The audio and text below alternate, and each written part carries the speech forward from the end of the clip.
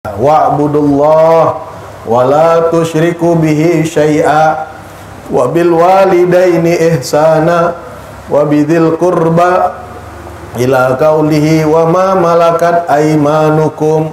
Allah berfirman dalam Al-Qur'an, ya, beribadahlah kepada Allah, jangan sekutukan Allah sedikit pun, nggak boleh kita sekutukan Allah. Setelah bicara masalah tauhid, masalah ibadah, ya, langsung Allah berbicara muamalah, berbicara masalah hubungan sosial.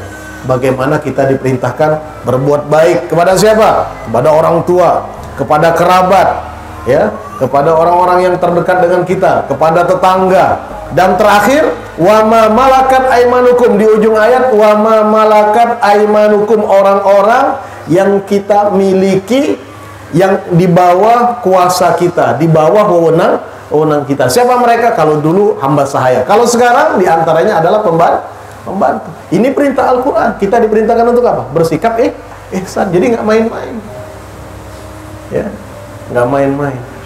Banyak orang kadang-kadang ngukur kesolehan itu dari ibadahnya, dari sholatnya, dari puasanya, dari bangun malamnya, dari khatam Qur'annya. Betul, itu bagian dari ibadah. Tapi jangan lupa, Allah akan nilai kita sebagai orang yang luhur, orang yang baik, orang yang mulia karena muamalah kita.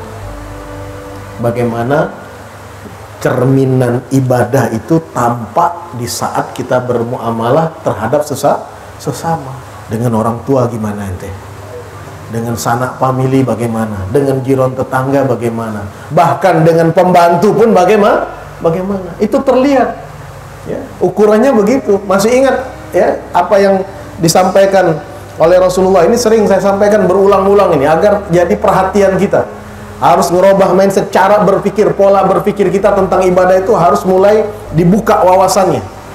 Jadi jangan mengukur kesalehan itu, kebaikan itu hanya karena ibadah-ibadah mahdhah.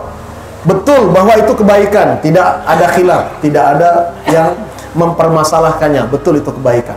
Tetapi kebaikan yang terbaik adalah ketika semua kesalehan pribadi kita tercermin di saat kita bermuamalah dengan sesama.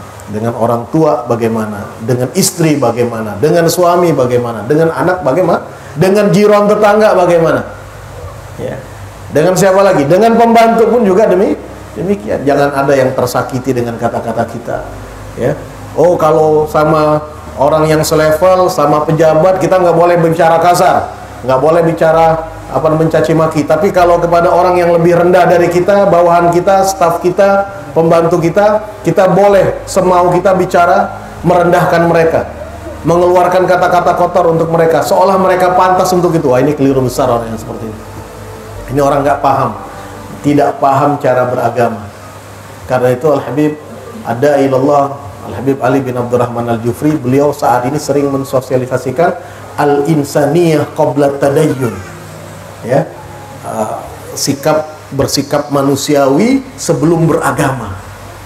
Karena sikap manusiawi inilah yang nantinya akan menentukan banyak cara beragama sebagian umat manusia, ya.